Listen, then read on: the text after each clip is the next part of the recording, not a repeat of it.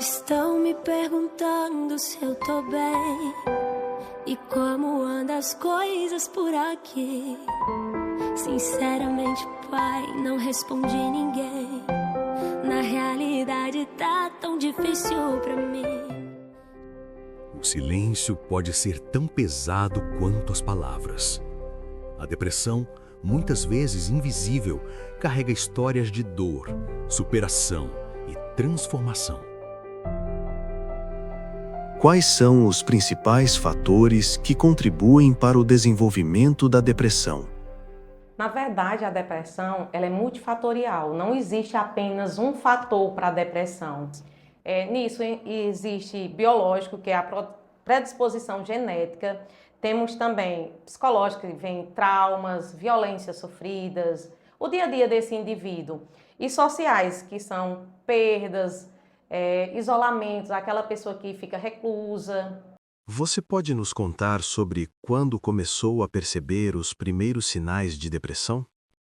Então, eu comecei a perceber em 2016, 2017. E aí foi quando, num processo de esgotamento mesmo, eu comecei a identificar que eu não estava bem. Sensibilidade demais à irritação, né? Uma tendência maior assim, a isolamento e e a falta de concentração em atividades que eu sempre fiz com maior concentração e prazer. Então, para mim, essa perda do prazer e a questão também da falta de disposição foram coisas que, opa, sinalizaram que eu não estava bem. E a partir daí, né, eu fui lendo algumas coisas até chegar a uma busca, né, médica profissional para ver o que estava acontecendo, mas já entendendo que era alguma tendência depressiva. Quando você vai vivendo a vida com os dias, né? Você vai agindo naturalmente, trabalhando, vai estudando, convivendo com a família, você começa a pensar que não é possível isso acontecer com você. Às vezes tu trata como se não fosse nada. E ao longo dos dias, naturalmente, gradualmente, sim, eu vim sentindo uma perca de luz, de vontade, de desejo. E a questão das perguntas, de se perguntar a si mesmo como vai acontecer, o que está acontecendo, por que isso está assim, por que já não tem mais graça, por que eu já não tenho mais vontade de acordar, levantar, ou sequer sair de casa ou me ver, assim, foi quando realmente eu percebi. Eu percebi não faz tanto tempo assim. E a percepção foi péssima, porque você acaba caindo na real e aceitando. Porque quando você nega, você entra em raiva contra si mesmo. Mas o período de aceitar isso e começar a viver a vida com isso, mesmo com todos os dias você nem querendo sair de onde você está, é complicado. Acho que o que mais complica mesmo com tudo é a variação. É você não ter uma certeza de como vai ser o seu dia. Você acorda com coisas novas para contar, porém tem dias que você quer que não acorde, ou que você quer que pule de uma vez, ou que passe logo, sabe? É uma tortura que não tem data de validade. E é por isso que fica tão difícil você conviver. E quando percebi, não, não faz tanto tempo, mas é tão gradual que você não tem uma exatidão, sabe? Então, assim, em 2018, eu perdi meu filho mais velho, James. Então, foi um processo muito difícil, muito complicado. Acredito assim que, acredito não, eu tenho certeza que foi uma das coisas mais difíceis que eu enfrentei na minha vida até hoje.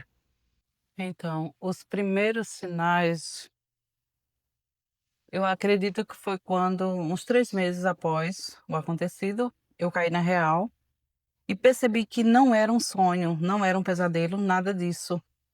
Era realidade. Então eu cheguei para uma amiga e falei: me ajude, eu não estou conseguindo sozinha.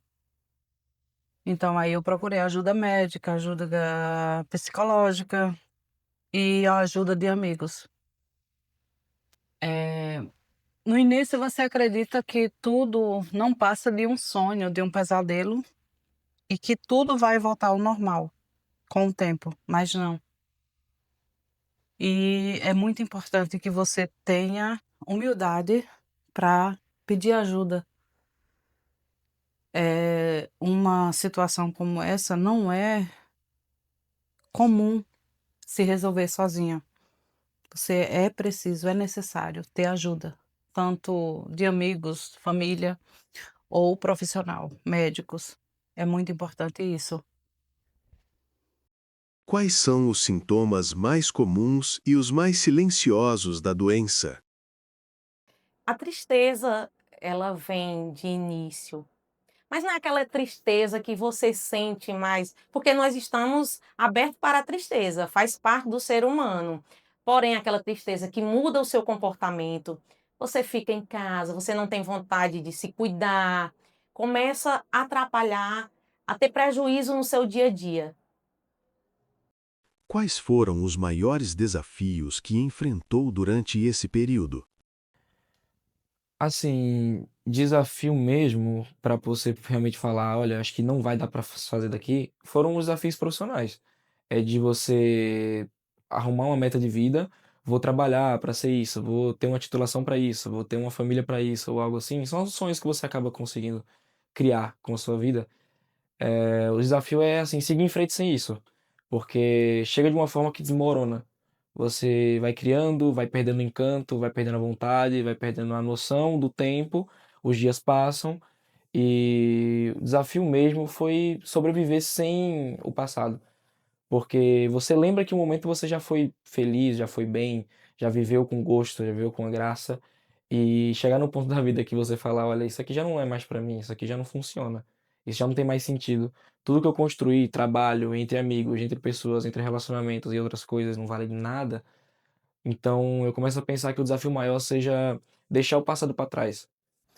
Foi conseguir trabalhar, conseguir manter a minha vida normal, porque eu não podia parar. Era além da dificuldade do momento, mas eu não podia parar. Eu não tinha condição de parar. Então, essa sim foi uma das maiores dificuldades, ter que cuidar do meu filho, ter que arcar com tudo. Eu nunca fui de depender muito de alguém. Nunca tive apoio financeiro ou psicológico de alguém. Então eu tinha que manter a minha casa, minhas coisas, o meu trabalho, o meu filho. Eu tinha que sobreviver para conseguir manter tudo. Então acredito que o momento que eu vivia aquela dificuldade e ter que manter tudo foi muito difícil. Para mim, assim, o maior desafio primeiro foi entender, né, o que era aquilo e organizar um pouco essas emoções, né? E um ponto também muito importante, assim, que eu senti nesse processo, foi exatamente a dificuldade de familiares entenderem. Então eu ficava muito mais, reclusa, porque não sentia o acolhimento e não os culpo, né. Essa falta de acolhimento perpassa a falta de compreensão sobre isso. Para mim hoje, né, depois de todo o processo e tal, falar é algo importante, né, nesse processo. Então, primeiro foi um processo interno, né, a dificuldade de organizar tudo isso, para depois ir em busca de uma ajuda. E felizmente eu tive um psiquiatra que foi muito bom e que teve um atendimento assim primoroso, foi super atencioso e tinha uma visão também de que essas questões psíquicas, né, elas merecem um tratamento com atividade física, combina com terapia e tudo mais, né? Que papel a ajuda profissional ou o apoio de pessoas próximas teve em sua jornada?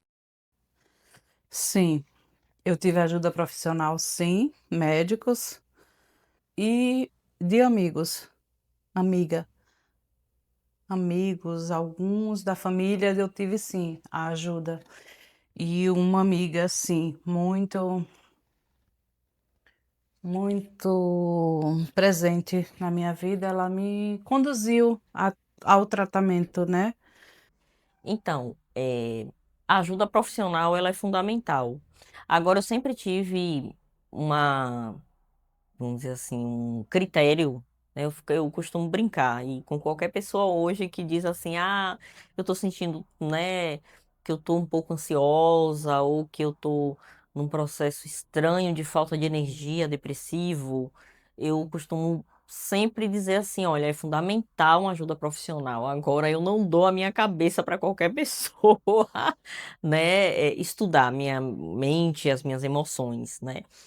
Porque tem aquele profissional também que vai só jogar aquele medicamento em você e você vai ficar daquela forma. O medicamento é importante, ele é imprescindível, né? Eu tenho essa clareza, mas também acho que a qualidade do profissional, a experiência, isso tudo conta muito, porque aí você vai se sentir seguro, você vai se sentir mais compreendido e acolhido. E em relação à questão do apoio das pessoas, né? Eu estava numa fase que, finalizando o mestrado, então eu tinha que terminar a dissertação, preocupada com o desemprego, né, com outras coisas, porque ia acabar aquele momento. E então a medicação me deu um foco, né? Eu consegui antes, eu só chorava na hora de escrever, coisa que eu sempre amei fazer, né? Escrever e o meu projeto, inclusive, eu sempre tive muito gosto, muita paixão. Então, não era ele o problema foram várias, né, agressões, vários sofrimentos que eu tive. E aí, eh, nesse processo, uma pessoa muito importante na minha vida, assim, que eu até me emociono de, de falar, assim, sobre ela, nunca mais a gente se encontrou, mas ela me acolheu até na casa dela, em Salvador, foi a Nete, né? Ela é uma professora aposentada da UFBA de arquitetura e tinha muito conhecimento sobre psicanálise.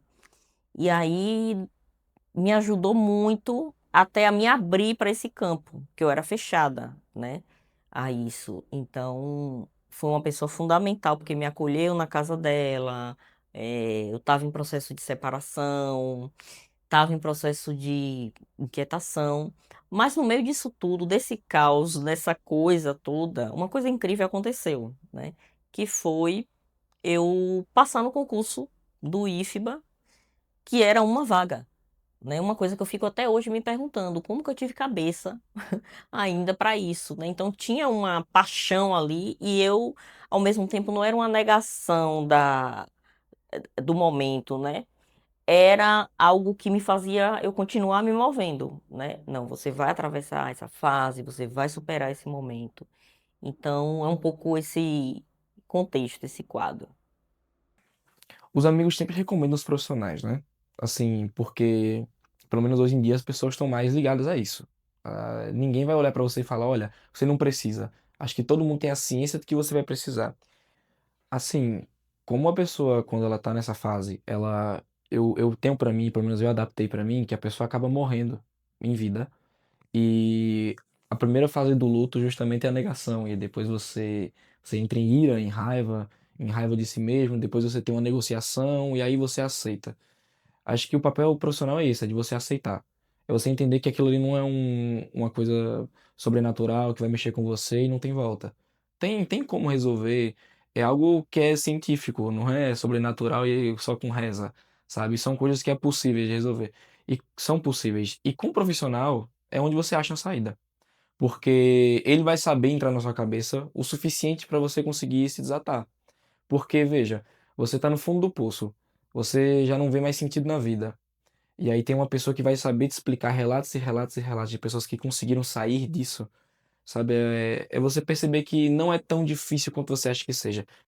Como familiares e amigos podem ajudar alguém que está passando por essa situação?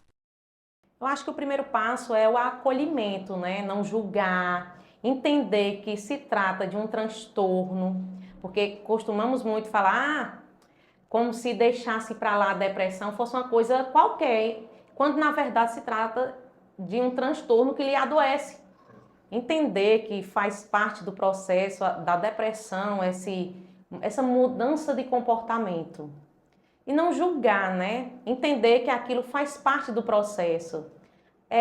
Identificar os possíveis riscos, tentar conduzir esse sujeito para um acolhimento, uma escuta preparada para isso, né? Levar o psicólogo, fazer psicoterapia é muito importante. Como você descreveria a sua relação consigo mesmo, antes, durante e após a depressão? Eu era alguém que pedia a Deus que o dia não, que eu não tivesse aquele dia, que eu não acordasse aquele dia, no momento depressiva. Quando eu acordava, eu dizia, meu Deus, eu acordei para quê? Para que eu acordei? Se eu não tenho sentido nenhum em ficar aqui. E hoje, a Inês pós-depressão, eu agradeço tanto. Tanto. É a primeira coisa, sem mentira nenhuma, é a primeira coisa que eu faço quando eu acordo. Meu Deus, obrigado por mais um dia. Por que eu preciso desse dia? Por que o Senhor me deu mais um dia? Mas eu já desejei tanto não ter um dia para lutar, porque era tão difícil aquele dia, era tão complicado sobreviver um dia. Um dia para mim era uma eternidade. Um dia para mim era a pior coisa que existia. Porque dormir já era difícil e acordar era pior ainda. Acordar era pior ainda. Então, eu desejei muito não acordar. Eu desejei muito não ter mais um dia. E hoje eu consigo. Assim, eu costumo dizer que são duas pessoas diferentes. Por isso que o Marcos de antes e o Marcos de agora são outras pessoas, assim, que não tem nada a ver uma coisa com a outra. Por mais que compartilhem da mesma essência e por mais que os dois estejam um dentro do outro por toda a vida, são pessoas totalmente diferentes, assim. E o problema maior de mim antes era justamente achar que era incrível, achar que era imbatível, que não tinha problema. Sabe, e o Marcos Dientes jurava muito assim que ele não ia ter esse problema nunca, que nenhum desses problemas iria atingir ele de forma nenhuma. Que por mais que fosse válido, nunca fui de invalidar sentimento de ninguém. Comigo não iria acontecer também. Não vai ser assim que vai funcionar comigo. E que nada podia abalar. E abalou, né? E abalou. E aí a hora chegou. E o Marcos de agora é mais maduro. Eu sou uma pessoa mais madura, não longe de ser um sábio, mas eu sou mais paciente e mais compreensivo. Agora eu entendo que eu tenho um limite para chegar. Bom, em relação a minha, né, relação com antes, durante e depois do processo, durante um bom tempo, durante o processo, eu ficava olhando para o passado, ou seja, eu olhava para aquela Priscila que ela não ia voltar mais, que ela não era mais a mesma, né? E aí eu ficava ali, né, triste, chateada ainda, mesmo depois de ter feito todo o tratamento, de ter me cuidado, queria me livrar o mais rápido possível da medicação. E então tinha essa pressa, porque ainda estava aquilo na mente, né? Como se você tivesse, de alguma forma, uma dependência, meio que fracassou. Então eu queria, de todas as maneiras, tirar logo, desmamar a medicação. Mas eu sempre perseguindo essa coisa de tentar retornar a o que sempre me deu muito prazer, que sempre foi da minha infância, até por eu ser, né, uma mulher homoafetiva, eu tinha uma relação com livros, né, com a leitura, que era uma relação eh, de acolhimento, né? Enquanto o mundo dizia, a mulher não pode fazer isso, menina, eu com 10, 11 anos, eu questionava algumas coisas, né? Não é fácil, né? Até hoje eu cuido disso, mas eu já identifico os pontos de gatilhos e alguns eu sei que são estruturais, né? Por exemplo, questões envolvendo machismo, né? Isso me dói, me causa muita dor e uma reação, né, muito forte nesse sentido, mas a identificação disso tudo e esse processo eu fui aprendendo a conviver com ele e a lê-lo, né, e a tentar levar a vida com qualidade de vida novamente, sem ser aquela Priscila do passado. O que a sociedade pode fazer para desmistificar a depressão e incentivar o cuidado com a saúde mental? Acho que a educação, a informação tem que chegar para as pessoas para desmistificar esse processo que terapia é coisa de doido, não é? É por aí o caminho, campanhas, levar na escola, desde o início você já entender o que é o processo de psicoterapia. E hoje faz parte da realidade da gente. Estamos vindo de uma pandemia que nos deixou muitas sequelas. Muitas pessoas perderam entes queridos e ficaram aí, não é? Essas marcas. Que mensagem você gostaria de deixar para alguém que está passando por isso agora? É que, primeiramente, tudo passa. É clichê, mas o clichê funciona. O clichê só é clichê porque existe. E a prova de que passa é que existem diversas pessoas que estão por aí e passaram por isso. E eles nem souberam que passaram, sabe? Sofreram calado. Claro que infelizmente alguns não conseguiram, mas passa. Não é drama, eu sei que não é, mas dá pra passar. Infelizmente, assim, pode ser doloroso, pode ser demorado, mas você tá perdendo muita coisa. Porque se você sente falta de si mesmo, como eu sinto, você vai perder uma pessoa muito melhor lá na frente. Veja, você ganhou tanta qualidade agora. Eu me sinto uma pessoa mais madura, mais compreensível e mais paciente. Se eu conseguir passar disso aqui e for para um futuro desse jeito, eu vou ser uma pessoa muito melhor do que eu já fui, sabe? Então, aproveitar o que você já tem. Já tá aqui, sabe? Já passou por tanta coisa e você vai desistir agora, sabe? É dar o braço a torcer. E pelo menos isso eu acho que eu não perdi, não. Eu não dou o braço a torcer, não. Eu posso não aceitar, eu posso aceitar que eu tenho, posso ter perdido essa aí, mas eu não vou dar o braço a torcer, não. Sabe? Eu não aceito. E que nem eu falei, materializador, sabe? Às vezes eu tô sozinho em casa, eu me olho no espelho e é como se eu visse um inimigo, assim, fala, você tá me atrapalhando, mas eu vou sair de você, de alguma forma. É você ver uma sombra, ver um problema e você fala, eu vou sair de você em algum momento. Você não vai ficar aqui a vida toda, sabe? É pegar a angústia, pegar a depressão, pegar a dor e falar, você vai morrer, sabe? Eu vou sair de você em algum momento. Você vai virar história, vai virar piada, vai virar arte, sabe? Eu te transformo em poema. É o que eu faço normalmente. Eu escrevo muita coisa quando eu passo por um momento de angústia muito forte. E logo quando regenera, eu escrevo. Pra não dar gosto à própria dor, sabe? Eu transformo você em arte.